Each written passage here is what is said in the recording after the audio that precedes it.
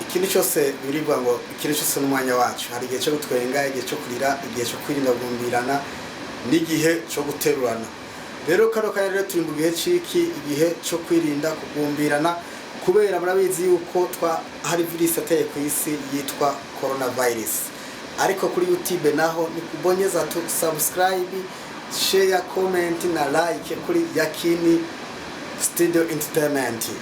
Rero nkuko bisanzwe rero ndabatumira mwese abakunzi ba Yakini TV online, mwese murahawe ikaze kuraba ibiganiro twena turashira. Rero kano kanya turakomeza ikiganiro cyo guharuka muri cyayi ya video yacu hanyuma yaheruka. Twaravuze ati abantu bashira amaboko hamwe, bagashira ingufu hamwe, bagafata utwo bafise bakagurisha, ariko bakarondera ico gukora. Rero narayindose ikindi naco, mbega murazi yuko umuntu ushobora gufata telefone yawe ukayigurisha 200 ugacugenda ukabiramo impene 2 cyangwa 3 ugacuzishira ugatumbe banyagivuka, hanyuma za mpene mu minsi mikeyi cyane itarenga umwaka ukaba ufise impene 9, kuko impene ibyara amezi 6 impene bivyaye. Rero daba system yose uburyo bwose bushoboka kugira ngo dukore twiteze imbere twese atanumwe avuyemo.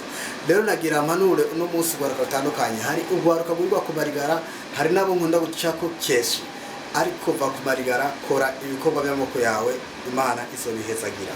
Nagira amanure kandi abandi abantu dukunda gusenga, abakunda gusenga murambabarira, jewe birashika nkasenga rimwe cyangwa kabiri, ariko murambabarira tuvane kino kintu.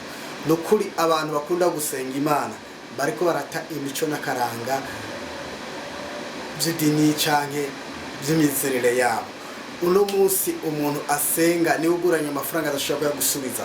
Uno munsi unasenga ni wakose icuma akavuga ngo ejo nzokozana amafaranga ntashobora kuyazana.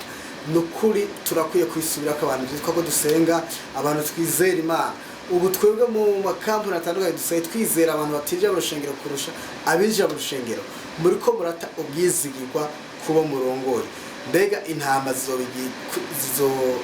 zizokizwa gute impene kandi n'intama nazo zisara kurusha impene? Ni kuraba rero ukuntu twitwara bene data yuko atari byo bituma abandi batakira agakiza. Nukuri birateye isoni, birababaje kubona umuntu yitwa ko asenga ari we yabuze ubwizigirwa mu bantu. Bibiliya ivuga muri Mika igice c'indwi were ku murongo wa mbere ngo uhereye none mu isi nabugororoka, ngo kwisi ugororotse witwa ko agororotse asobanye kurusha inzitanya z'amawe. Reka tuhasome kugira ngo twigishanye twese dutahurana, kuko ubundi ivuga butumwa ryacu ntaco ryomara mu gihe twoba turiko turagira gute, turiko turarenganya bene wacu, turiko turajya amadeni twishure, kubera ko ujya mwene data twari ideni nitumwishure azoca agenda aravuga nabi aho turi hose, aca avuga ati ivyizigiro vy'uwihanye vy'ukuri. Ariko jeho nzohanga amaso uhoraho, nzokwitega Imana y'agakiza kanje. Imana yanje izonyumva, ewe wa mwasi wanje we, ntaco unyitamba hejuru, ninatemba nzovyuka, ninicara mu mwiza uhoraho azonkiza. Iri ni ijambo ry'Imana. Nuko rero bene data turaba ukuntu twitwara. Hari abantu bitwaza 100 muri Bibiliya, mu maso none zonyitamba hejuru ugasanga ufite abasi benshi, kumbe wewe abasi uri kubikwegera. Ntuzogenda urajya amadeni aho uciye yose amani wishure hanyuma ngo Imana irakubona. Yego Imana irakubona by'ukuri, twese iratubona, kubera ko Imana nta muntu yimiriye kuja mu bwami bwayo. Ariko nukuraba neza, mbega ukuri kuritwara bituma abandi bohinduka. Mbega ijambo ry'Imana ugenda bwira abandi, nawe by'ukuri woba uri umukristo, nukuraba ingene uri kuritwara nanje ingene ndiko nditwara. Birabereye yuko twovugwa neza mu isite cyangwa bakakuvuga nabi, ariko bakwagiriza ikinyoma hako bavuga ukuri. Reka nababwize ukuri bene data, hariho abantu benshi bihaye ingingo yo kugenda babeshi abagenzi babo ngo Imana yavuze, Imana yambwiye, kandi by'ukuri atakintu kimwe Imana yababwiye. Abantu barakwiye kwisubirako mukamenya yuko aha kwizitafise umwanya muto.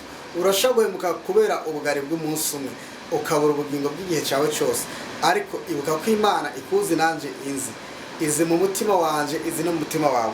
Menya ingene witwara imbere y'abandi, kubera ko niwitwara nabi abantu ntibazokizwa, ariko niwitwara neza abandi bazokizwa. Bibiliya ivuga ngo twashizweho kuba igisagara kiri ku mpinga y'umusozi. Rero twebwe turi igisagara kinini ya Yesu yatoranije aracagura mu bandi kubera ko yaduhisemo.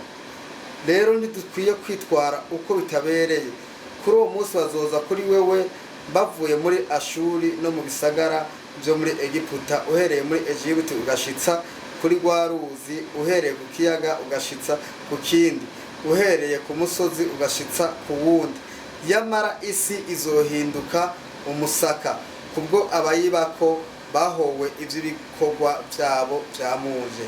Ragiza abantu bawe inyobozo yawe, aribo umukuku wawe wiziziye, bibera ukwabo mu kibira cyo hagati kuri Karumeli.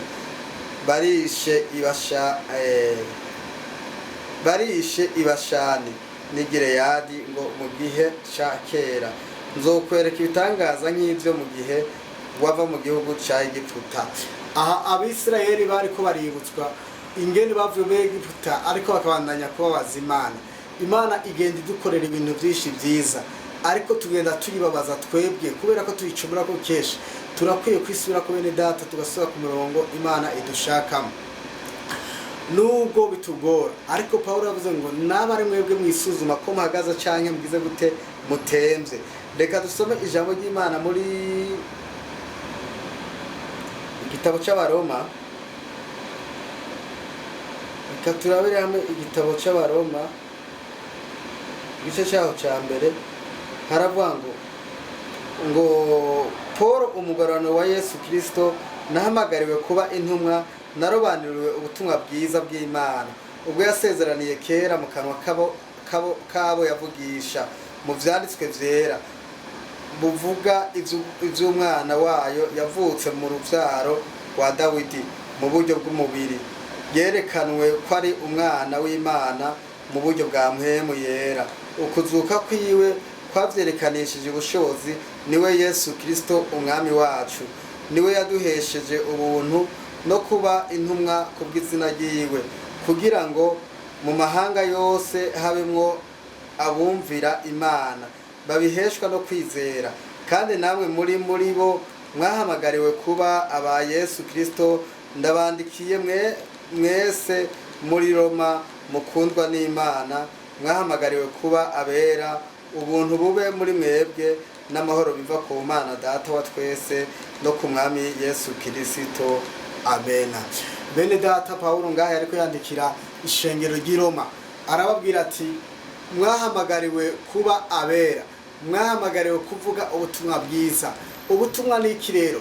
Ubutumwa nuko umuntu akura bakakubonamo ubutumwa bwiza.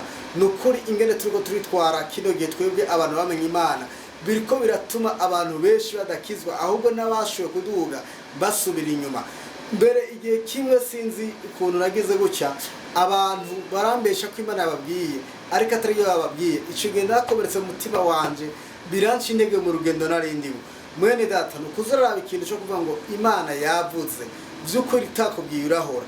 Nimba ari ubugaro ushaka urabwiza ukuri umuntu uti je ndashonje mwene data, ndagusabye umukate wo gufungura, azowuguha. Nimba ari gikorana bateguye wa mpasiteri udafite amafaranga yo kuriha ivyuma, bwira mu DJ umusanga umubweti je ndi bikwa c'Imana. Ariko mwene data nakihaniwe ibikorwa by'Imana, nakihaniwe ivyuma, mfasha nyimba vyo ukunda, azobigwa canke abikwima. Niyabikwima ntaco ntuzobabare kuko bari ku kazi. Niyabiguha naho uzufuka mu musengero musare umugisha. Niba bitwara naho ntuzumwesikoroke umubwire ngo ndazana amahera ataye ufise, nkuko byeze muri no mbese tugenda tubona mu bantu batandukanye. Bene data, twisubire turabe ko atari ko turi gutuba abantu benshi badakizwa, turabe ko atari ko turi gutuba izina rya Yesu ritukwa. Muri no mbese mu kabari duhurirayo n'abakizwa, muri bwate n'abakizwa, mu bintu byose hose bari. Rero no kuraba neza, mbega uriko witwara gute? Nanje ndiko nitwara gute? Ni kwibaza mbega uno musi mfuye no genda he, mfisere ziri he ninapfa. Murakoze, Imana bahezagire. Yari Yakini, DJ Yakini. Tugarukire uhoraho ubwo twataye uhoraho bazoduta, nitwagira ibyagezwe byiwe n'abazotwibagira. Reka rero tugaruke mu byagezwe byiwe, dukore ivy'ubutumwa bwiza butubwira. Paulo yarabwiye ngo ngo yatanze Yesu kugira ngo mu mahanga yose habemo uwizera. Ariko abantu benshi wo gufata umwanya wo gusenga Imana bariko barafata umwanya mutagira ikimazi, bariko bafata umwanya mu by'amadini, mu bihari by'amadini, wowe uri iki nawe uri iki. Icyo uri tugomba kukimenya, ahubwo tugomba kumenya mbega uri umukristo, mbega uriko witwara nk'umukristo, mbega uratuma amahakizwa bangahe ku munsi cyangwa ku mwaka, cyangwa ibikorwa byawe biriko yatuma abantu benshi basurima. Murakoze, mwarahezagiwe, ariko ndaguhamagarira nyimba utarakira umwami Yesu, gerageza wegera abakozi b'Imana bagusenge. Murakoze, Imana ibahezagire, naho ubutaha.